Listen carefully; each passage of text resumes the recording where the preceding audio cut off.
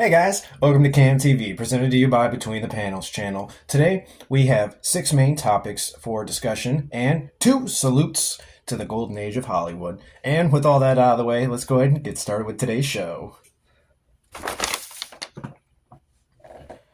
Alright guys, for main topic number 1 today, this comes to us from The Hollywood Reporter. The Russo brothers are in negotiations with Marvel to direct Avengers 5 and 6. The hiring ends a month-long high-stakes search by the studio for filmmakers to oversee the 5th and 6th Avengers movies. Multiple names were in contention, including Deadpool and Wolverine director Shawn Levy, who was offered the gig. Sources say the talks are in the early stages. Alright guys, so this main topic for me is really exciting. If you guys are new to the channel or have been here before, I'm a comic book nerd myself. I love comics, superheroes, manga heroes, all that type of stuff. I've been invested in the MCU since it started back in 2008 with the original Iron Man. I love that movie. I don't know if it's my favorite movie of all time in the MCU. I think that might have to go to The Winter Soldier, Captain America, The Winter Soldier. But hey, the Russo brothers directed that one. They've directed probably 4 of the most popular Marvel movies within the franchise. It's Captain America, The Winter Soldier, Captain America, Civil War, Avengers Infinity War, and the finale, Avengers Endgame, that kicked off the final Phase 4. So, or Phase 3, my apologies. So, I'm really excited to see that they're going to be coming back to do both Avengers 5 and 6. They were rumors originally. Now it's in talks that they're in negotiations. I have a feeling that we're way past that though, and now we are just waiting for them to announce them at the next Marvel big panel at Hall H next week for 2024 San Diego Comic-Con. Ooh, excuse me, guys. Sorry. I also am wondering what kind of movie they're going to retool these to be, because the original Avengers 5 was supposed to be the King Dynasty, with Jonathan Majors as King, the Time Conqueror. Ever since his conviction of assault, he's been fired from Marvel publicly, and he's also been let go from multiple agencies. So what they're going to do going forward, I'm not sure. The reception for the King character was also not really good.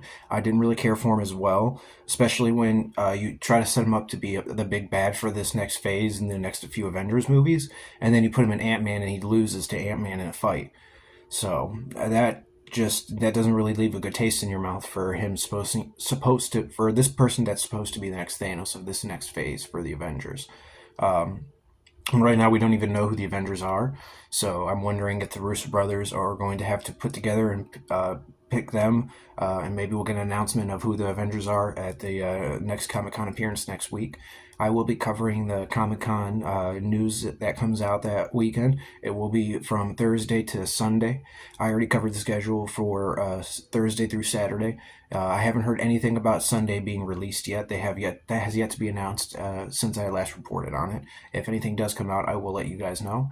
I'm also wondering if they got any oversight to change anything, because the last few Marvel movies haven't been received well, character-wise, story-wise, and I would say actor and actress-wise as well. So I wonder if they have any rights to change anything in terms of that to make it the next story they're going to tell work and be really good. So I know their Russo brothers originally talked about getting away from Marvel once they were done with Avengers Endgame, and it's been a while since they've worked on that. They've done a few other projects outside of that. Some worked, some haven't. Some were received well, some were a little critical. So I think it's about time they get back with Marvel. There was a report saying that Kevin Feige had initially shot down these reports about them coming back and trying to give them a pitch on what to do for the next few Avengers movies. And he apparently said no, but I think as we can tell now, that article probably wasn't true. Like, I would say 50-50. That article was by Jeff Snyder, and he usually gives really good reports in articles that are normally true. He won't report on something if he doesn't have a good source to back it up. So I'm assuming maybe he had a good story there, but it wasn't the full stories. Maybe he heard that they had a pitch that was shot down, but that wasn't the full story. Maybe the pitch was shot down, but they were told to go retool it and come back with another story. And maybe that's when Kevin Feige said, all right, yep, this is the one we're going to do. Now let's get into negotiations for pay and how we're going to do all the rest with this. And I guarantee you we will get an announcement by this new Comic-Con this upcoming week this upcoming week, next week, on what the directors will be for Avengers 5 and 6. And I guarantee you it's going to be the Russo brothers. So that's really all I have to report on that. All I can say is I'm excited to see it. Sad that Sean Levy won't be directing it, but it's also because he'll be directing his own Star Wars movie if he even gets to do it. So far, over the last few years, we've heard about numerous Star Wars projects that were supposed to take place as movies with prominent directors that were popular at the time, given the current movies that they had out in theaters or on streaming, and they all have fallen apart so far. So the only one that we've gotten some recognition that it might still be happening is Patty Jenkins's Star Wars movie that's supposed to be sort of like a flight based military group type movie, and that's about it on that. So, but that's main topic number one. Let me know in the comments down below what you guys think. I want to know what you are guessing what we might get for Avengers 5 and 6. If you are just like me and you think that we're definitely going to hear that the Russo brothers will be announced as the next directors for Avengers 5 and 6 at next week's Comic-Con at San Diego. Leave your thoughts down below. All right, guys, now we're moving on to main topic number 2, and this one comes to us from The Wrap. Marvel superhero Sabra will be Israeli in Captain America Brave New World. The American Jewish Committee responded to the Wrap's reporting in a statement. If true, we are glad that Marvel recognized how essential Sabra's Israeli identity is to her character. Superheroes have enough things to worry about. Identity politics shouldn't be one of them. I agree with them on that last part. This story kind of threw me off a little bit because I wasn't expecting to hear Marvel get so much backlash over this. At the same time, they've been getting a lot of backlash over everything lately, though. They've been under a critical microscope like crazy. And under everything else, I would have to say this would probably be a minor thing, but I'm also not Israeli or Jewish, so I really have no right to speak to this. But, Marvel got backlash on it, and they decided to change it back to what the original continuity was with this character. So good on them for that. I think Marvel's trying to do a lot of course correcting as they find out that the audience isn't going to put up with them doing so much experimenting, especially when it comes to all these woke ideologies and politics that Disney has been trying to throw into all of their studios, films, and even theme parks occasionally. So, if anyone else has anything else they would like to talk about on the subject, leave it down below in the comments. This isn't really a topic I can speak too much on. Personally, I don't really know about this character as well as others do from the comic books. I'm happy to see that we'll be getting some more fresh blood within the Marvel movies that are actual characters from the comics and not just made-up characters for the movies like we have had in the past. So let me know down below what you guys think. Alright, guys, and moving on to main topic number 3. This comes to us from The Hollywood Reporter, and they have Fox lays off 30 employees and restructuring, the latest in a series of workforces cuts across the industry. The cuts at Fox come as the broadcaster is changing the structure of its operations on both production and business sides into 3 groups.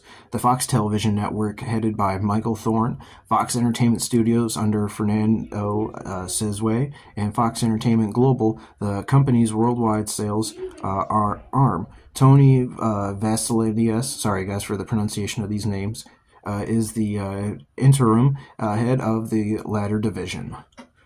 So, as we can tell by that report, guys, Fox is going through some major restructuring issues at the moment, trying to regroup, probably retool all their money and assets to make a profit back so they can keep the company going. Especially after they were just purchased recently by Disney, and I'm sure Disney has a lot of assets that they already have that Fox has as well. So there was probably a lot of, well, we don't really need this because we already have that here. And that's always going on with Disney for as long as we can know. So the fact that they still want to keep around 3 entertainment type groups within the business is really well, in my opinion. I do hope that we will see a growth back into Hollywood in terms of different studios coming back. I think there's way too much of a monopoly effect happening with Disney just continuously purchasing all these studios with Bob Iger in charge.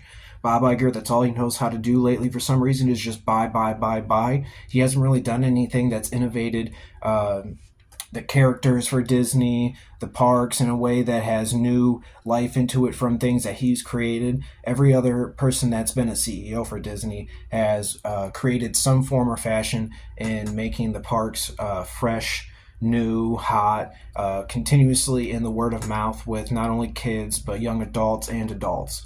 And he just lately Disney's been falling flat with their main audience, which is families, and they need to come back to that core thing. I still love Disney. I'll always root for Disney to succeed, but even I have to admit when Disney falls flat on their ass, just like they are right now, to be frank.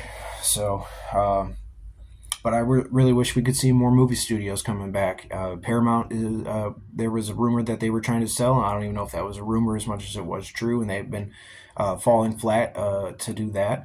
And like I said, Disney has already bought Lucasfilm, Marvel, Fox, ABC. They own so many different acquisitions under their name. They have over 131, and those are just the big name ones I can name off that I know you guys will know. So let me know in the comments down below what you guys think. If you guys agree with me that we need to see more movie studios pop up so we can have more opportunities for more filmmakers to get into the business and actors to get into projects. I know we already have a lot of that in terms of streaming, but we also need to take into account we need to save movie theaters as well. Those are going to die if we don't continuously put out projects that will get people to come to the movie theaters. And if the movie theaters die, then to be frankly, the cinematic experience dies. So that's my opinion. You can agree with me or not. Let me know down in the comments below. That's the end of topic number 3. All right, guys, moving on to topic number 4. This comes to us from WFMZ.com. Netflix executives want to incorporate AI into streaming services. Netflix CEO Ted Sarandos believes that AI has not affected job opportunities in animation and will provide new tools for creators amidst growing discussions on AI's impact on the entertainment industry, sparked by the introduction of OpenAI's generative text-to-video model. This article goes on, but you get the gist of what we're talking about here. So AI has been a really big discussion in the entertainment space. I know it's been talked about wanting to be used to develop scripts, reuse actors' likenesses in terms of using them for characters, background actors, and not being able to pay them back in perpetuity for it. They would just pay them the one time, and that would be it. They also wanted to use it to create, artwork for like posters, intros, stuff like that you could pay actual people to do that would put a lot of love and heart into it. So, and there's just something about the human experience you can't recreate with a computer. I'm sorry, but you can't. A human can create a computer, but a computer cannot recreate a human. So, but Netflix CEO Ted Sarandos really does seem like he loves pissing in the mouths of a lot of people in this space. For how much longer is he going to continue to be the CEO of Netflix for with that type of mentality? I have no clue. So Netflix is on the top of the streaming service world, though, so he might be there for a while. Regardless of what people think of him and how he thinks of the entertainment space and where he thinks it should go or wants it to, I guess that's up to people in that space to really decide. We can have a thought about it, but at the end of the day, do we have control over if he'll lose his job or not? Not really. So, let me know what you guys think, though, about AI being used in Hollywood. If you think it should be used or not, if there's any downfall to it, if it'll damage the industry. Let me know down below in the comments, guys. You already know what I think. I want to know what you guys think on this as well. And that is it for main topic number 4. Okay, guys, moving on to main topic number 5. Alec Baldwin wants to sue the prosecutor for the Rush trial. And this comes to us from News Graphic. Alec Bolton's legal team has just notified the Santa Fe prosecutor and sheriff about future legal actions after the case against the actor was dismissed. Baldwin's attorneys instructed prosecutors Carrie Morrissey and Sheriff Aiden Mendoza to preserve all relevant information concerning the trial. Alright, guys, so the reason I wanted to talk about this was because I thought it was a little ridiculous in the first place that Alec Baldwin got put on trial for this when it really wasn't his fault. He wasn't the person that was in charge of the firearms on set. The person that has already been convicted for it, and to try and convict someone just because he was a producer on set, he should have been held to a higher standard, and he was holding the gun, really is just ludicrous to me, because that's literally the person's job that you already prosecuted and put away, to let them know, hey, this gun is 100% cold, which means it is safe, it is empty, there is nothing that can hurt or fucking kill anybody in this gun. That's what that means. That is what their job legally is, because it is a dangerous job to have. And to try and put that impact on him just because he's a producer is ridiculous. At that point, we should just put on trial all the producers of the film, because if that's the mentality you're going to have. You know how many producers there are on a film that are actually on set that just took a name on there so they could get paid for it? More than you would like to fucking believe. So, at the end of the day, I just wanted to bring this up because I thought it was ludicrous. I thought that Alec Baldwin, well, he might leave a bad taste in the mouth for some. I've always enjoyed him as an entertainer from what I've seen him in. I've always enjoyed him in 30 Rock and all his past work he's ever done. So the fact that he feels strongly enough to want to sue the prosecutors and the sheriff's department for putting him through this, I don't really blame him. If you had the money, I think you would all want to do the same thing. So, in any case, I really hope that he gets the type of restitution he would at least deserve. I know he already probably has a butt ton of money, but I know not every actor in Hollywood is rich, despite what people would like to believe. So, at the end of the day, I just want everyone to be happy, and I know it was a really crappy situation that had happened, then resulted in the loss of one life and one person injured. So, but I really would like to know what you guys think of this. Do you guys think Alec Baldwin is justified in him wanting to sue the prosecutor and the sheriff? Do you think that he deserves a certain amount of restitution or not? Let me know in the comments down below. And with that, that's all we got on main topic number 5.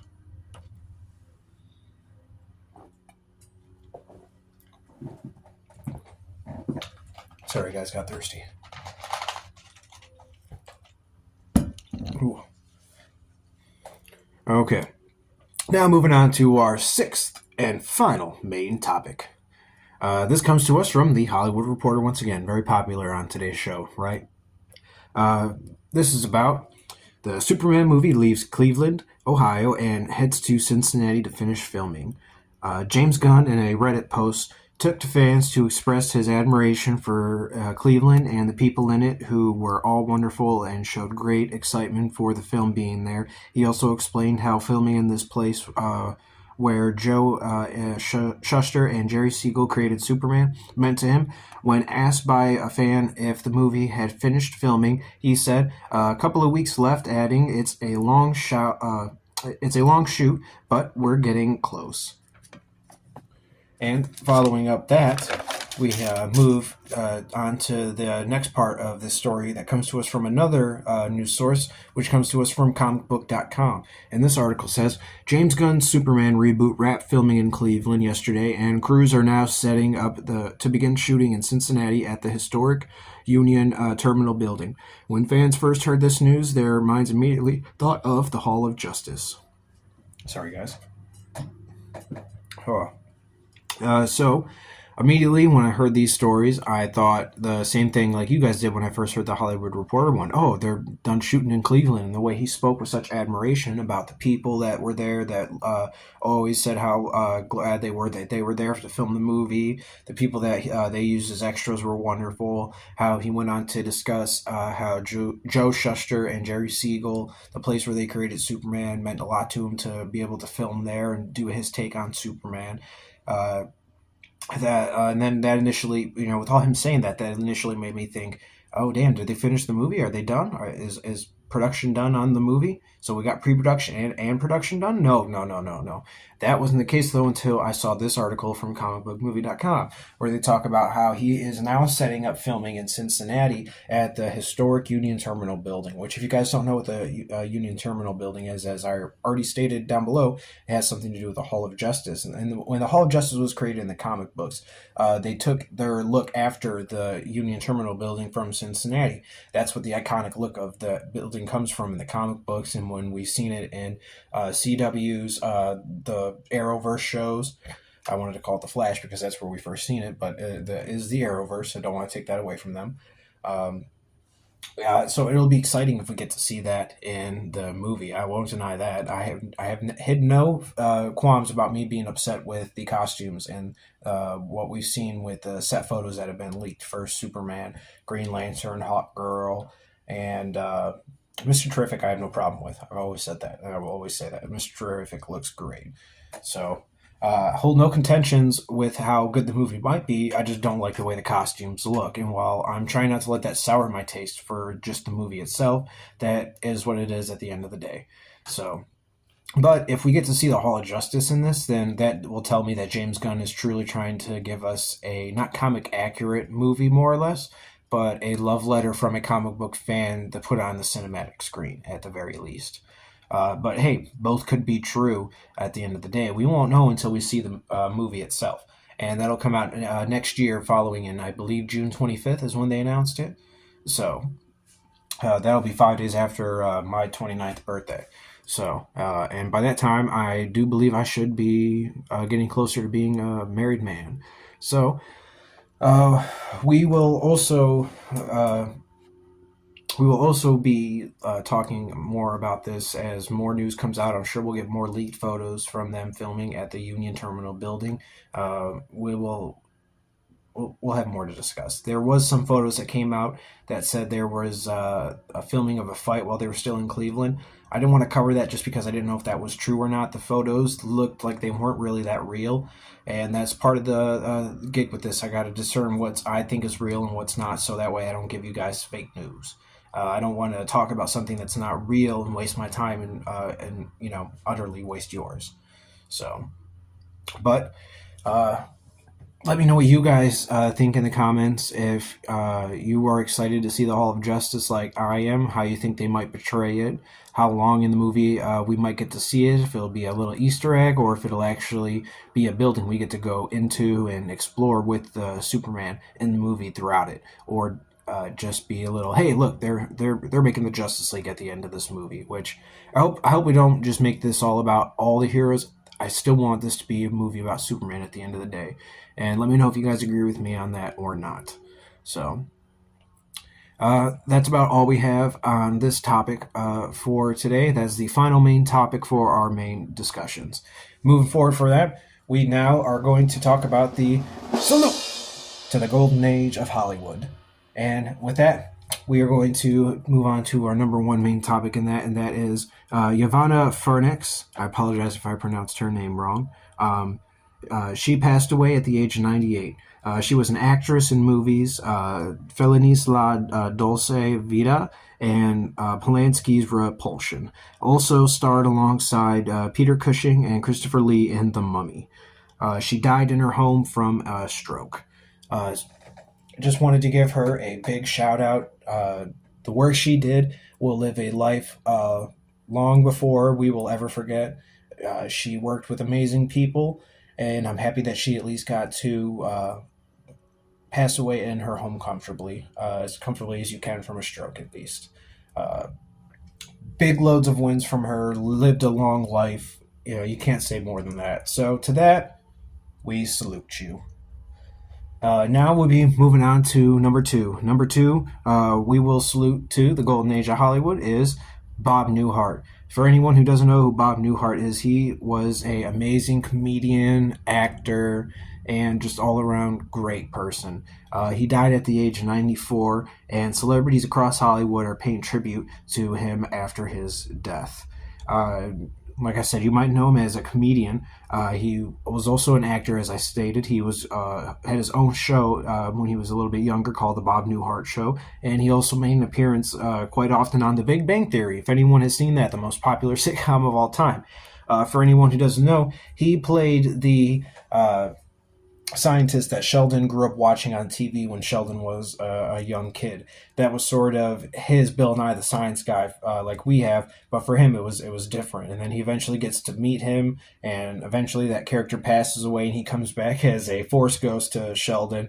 And if you guys ever read the behind the scenes of the Big Bang Theory book, the definitive behind the scenes one, you can probably get a hard copy of that and read that yourself, or you can get it off audio like I have. I've been listening to that, and they talk about when they bring Bob Newhart on in that book and how much it meant to not only the creators of the show, to all the actors, because they all watched the Bob Newhart show and listened to his comedy. They just all revered the man for his work and just him and who he was. So to hear that he had passed away, especially for me, really hit home because I really enjoyed him in the show. I always thought he just always was this bright, funny hope every time he came in. And I always enjoyed his comedy, his timing. He played off Jim Parsons, the actor who played Sheldon, so well. And his dry humor was just so hilarious in the show. And he will be missed. I seen an article come out about Maya Bialik, who played Amy Farrah Fowler, Sheldon's wife in the show. She came out and she said something about him, so I'm happy that she came out and said something. I'm sure the rest of the cast members probably have, but I haven't gone out of my way to look anything like that up. As soon as I saw that he had passed away, I immediately wanted to talk about it, though. Big buckets of win for this guy. This guy lived a life like no other, and that's all you can do when you live. Just live until you can't live no more, and live with no regrets. Because at the end of the day, if you live with no regrets, are you even living? So, but to Yvonne Furnix and Bob Newhart, we salute you. And with that, that's our final segment with the salute to the golden age of Hollywood. And that is our show, ladies and gentlemen. You are really going to enjoy all of the new stuff we got coming out lately. I have a new podcast called X-Men: The Uncanny Evolution. I am breaking down the first few X-Men movies that Fox made, leading into Deadpool and Deadpool 2, up until Deadpool and Wolverine. I will be doing a watch-along commentary style with that. That is audio only, and by that I mean it will just be me and my voice talking about the movies while I'm watching it, with the audio turned off, muted, while I have the captions on. So if you guys are into that, go ahead and give that a look on over. The first episode's already posted, and I will be putting up the second episode later tonight or early in the morning tomorrow. So you can look forward to that. I will also be putting up a new episode of Camm Dynamics, a special episode where I talk about the latest and final trailer for Deadpool and the Wolverine. All right. I hope you guys look forward to that. Also, check out my past 2 videos I just put out as well on Camm Dynamics, where I talk about the Acolyte series and its final review, break it all down with the last episode, and I also do a breakdown for the final episode of Season 4 of The Boys, Episode 8, and I break down the rest of the season as well, get into discussion about that. All right, guys, let me know what else you guys want to hear about on the channel. I look forward to listening to what you guys have to say. Like, subscribe, and leave a comment down below. Thanks, love, and have a good one. Lucid. Get my shit straight, tried that, got shit faced. Wisecrack, leave a hip replacement. Handicap, leave you short on patience. Short with me, treat this like vacation. In a plastic baggie, I hold my psyche. Don't even try me, smoke it all, trail a ghost behind me. What's a front, always blinding. Anytime, anywhere, any place you could find me. It ain't like I'm getting far. Trapped between these four